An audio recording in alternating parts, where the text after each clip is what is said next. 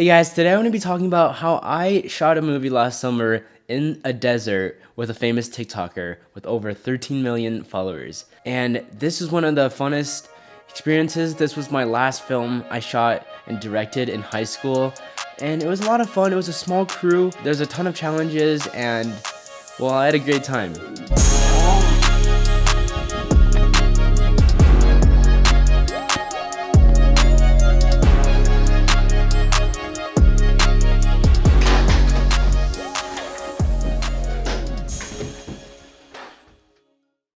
Alright, so who is this TikToker? His name is Lord Asprecht, and he is a comedy skit TikToker. And I actually met him in my chemistry class in high school. And we became friends, and we always wanted to make a project together. And during the summer, I finally had some time, so I was like, hey, let's just make a fun little short film, right? So I had a ton of different ideas. I wanted to do something around TikTok, something around content creation. I wanted to use some big landscapes because, you know, Wyoming. I also wanted to add like a kidnapping thing and some comedy and some fantasy. I had a ton of ideas just floating around, and I was brainstorming. A few months later, I got the general ideas down. I was working with one of my friends, Peter from USC, and we were writing the script together, brainstorming together. A few weeks later, I finally had the final draft written. So afterwards, I started working on the shot list and scheduling, and then I also went location scouting. And originally, I was gonna shoot in the grass like plains of Wyoming, but then I saw someone post something on Instagram of them at these sand dunes, and they just looked insane. So I looked up these sand dunes, and we drove there 2 hours away, and it was beautiful. Like, we stepped out of the Jeep and I was like, this is like literally another world. It felt like I was in heaven or something. It was insane. And we walked around these massive sand dunes, and there was like white sand, and it was so sick. I instantly fell in love with this location. But then there was another location. There was also kind of sand dunes, but it was more like clay. We thought of potentially using it because it's a lot closer, and we toured it. It was just not as good as the actual sand dunes, so we decided to just use this like as a backup. So then a few days later, I met up with my two actors, Lord Asprecht and this other guy, and it was supposed to be like a mentor and student kind of relationship between the two. And I had them do the lines, practice everything. We worked for like an hour, and it's just something didn't seem right. So the next day, it was filming day. I was not satisfied with the rehearsal at all. And this is something I learned. You gotta do your rehearsals weeks in advance to catch these errors in your script and to work with your actors better. I was thinking a lot about the script in the morning, and I decided to rewrite the whole entire script. I mean, the location was the same, the characters were similar, but instead of a mentor and student relationship, it was a father and son relationship. And then I changed up a lot of the plots, and I re-shot listed the whole entire movie. So in the afternoon, I printed out the scripts, and I was aligning the script, trying to make sure the shot list worked. So the actors came to my house, and we started driving down to the sand dunes together. So in the car, we were trying to rehearse, trying to figure out their lines, and they were actually doing a really decent job trying to memorize the lines. And we were rehearsing for the 2 hours of driving, and it was a lot of fun. So we got there, and then we were missing a few actors and crew members, so we started filming another scene first. And it was a scene where our main character, Lord, is like walking through the desert, and we were filming him. It was actually a lot of fun. We had to walk a lot in the sand, but everyone was a good sport about it. So then the rest of the crew and actors showed up, and we did the scene where our protagonist is dropped off by these two kidnappers. And that was also a lot of fun to film. It looked really good. It was beautiful.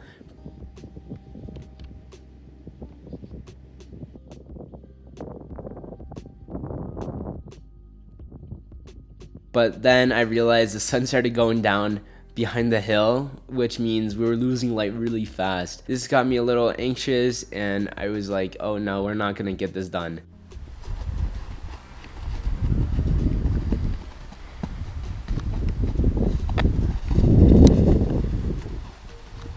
Is that good? You having fun painting? Huh? What are your thoughts? I don't know. It's a beautiful day. Malibu. I want to play with this Andrew.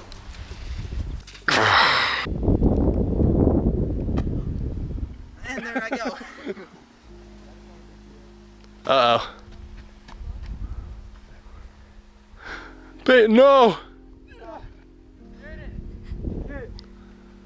So So instead of filming all the dialogue we were gonna film that day, we decided to film just the ending scene because we needed the Jeep and the Jeep wasn't gonna be there the next day. So we filmed the ending scene with the Jeep and everything. It looked really good. The blue hour looked super cinematic. Oh, then he will be saying that. Then what will he learn? It's a very emotional scene and you're out here. Oh, that sun be going down. Car sound, okay? When I do this, you're like, oh. Wait for me.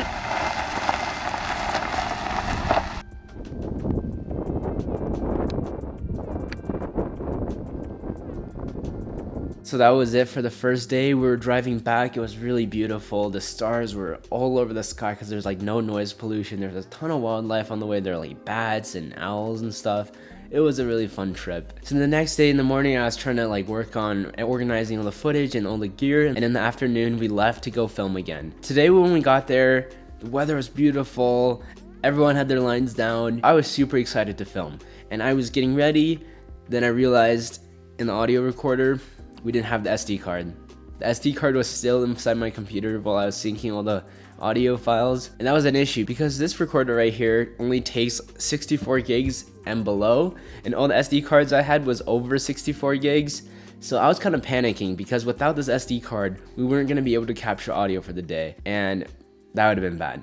So we were like far away from anywhere, right? And going back to town to pick up the card would have taken 4 hours back and forth. So we were like kind of panicking. Then I thought of an idea and I Google mapped the place and I realized there's a Walmart 40 minutes away in a different town. So we had a few of the crew members drive over there and buy it from that Walmart, which, you know what? This saved a lot of time. With audio, it's so important, so always make sure you have your SD cards. So while they left to go get the SD card, I started filming some of the other stuff that didn't require any dialogue, and I used my iPhone to record the audio, and it actually sounded surprisingly good. I don't think anyone would notice when they're watching the movie. I put this dead cat on the phone, and it's actually fit pretty well, and we recorded a ton of stuff with that. And then after I was done with that, the crew members still didn't return, so we started rehearsing for the next scene. Whoa. Whoa. And while we were rehearsing, the crew members returned with a nice SD card, and we got it into the recorder, and we're ready to capture clean audio. And they're back. They're back! So then we marched up the sand dunes to this really nice like overlooked spot and filmed the dialogue scenes and the confrontation scene with like the dad and the son. It looked gorgeous. Like the sunset was so beautiful, except the clouds started rolling in and we kind of lost the golden hour lighting, you know, after like 30 minutes of filming. However, we still captured some really beautiful shots, I think.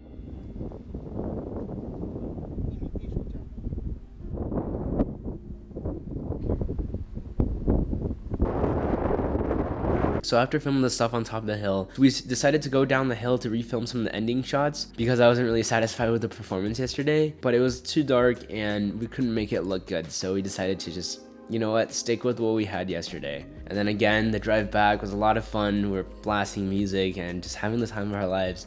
And I think this is something I learned through my years of filmmaking. Filmmaking is just supposed to be so fun. Just enjoy the moments, cherish it, bond with your crew members, your cast, and that's what it's all about. Because once you're done filming, you're not gonna remember a lot of the technical things you did on set. What you're gonna remember is the good memories of just joking around and just living the life, you know. Day 3 of production, I was working on the shot list this morning, and I met up with a few of the crew members. We drove to this lake area, and this was like the hallucination scene, I guess. We filmed that pretty fast. It was a lot of fun. It looked great. And then in the evening, I was filming the scene where the TikToker gets kidnapped from his studio. This scene was probably one of my favorite scenes to film. It was the last thing we filmed. We had the actors, you know, do it over and over again. In the middle of filming, actually, my friend's roommate, who we were using his house, came back, and he was so confused what we were doing because we were like running back and forth and like kidnapping people, and it was a lot of fun.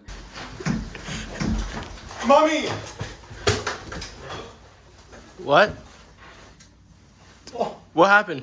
What? What was that? What? Did you guys hear that? That was a water bottle. Someone said hello. Wait, what? Bro, what the fuck? What?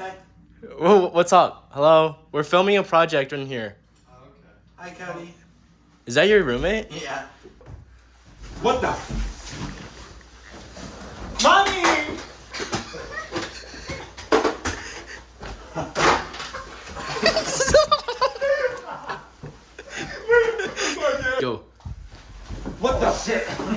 I'm so sorry. I'm so sorry.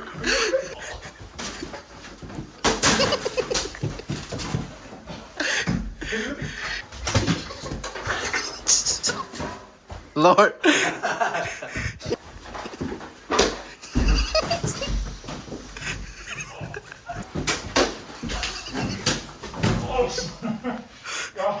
Was that good? Stop tackling him. Yo, this is behind the scenes Alright, for, yo, I I can believe, actually see my the mic. third movie. Ready? No, you can't. New ones. Alright, ready? Is that your roommate? Bro, that's scary. What the? Mommy!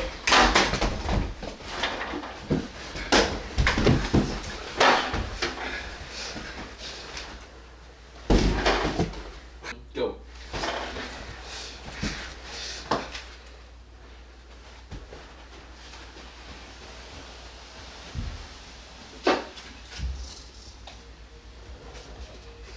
Yeah, that was it. That's when we wrapped the filming of it. And on the drive back, I was hanging out with Lord and all my crew members, and we were just like talking. And I was just like having the realization this is probably the last time, or one of the last times I'm gonna see them to make a movie together, because I'm gonna be moving to California in a week or two. It was just kind of a bittersweet end to the production. The next few days, I was working on syncing the audio, cutting everything, and then I hit up my friend Alex Guo, and he was helping me with some VFX work and then doing some voiceover for it as well for the phone call. And then I kind of like took a break on this movie. I didn't really touch it for a really long time. I started school, I got busy with, you know, college stuff.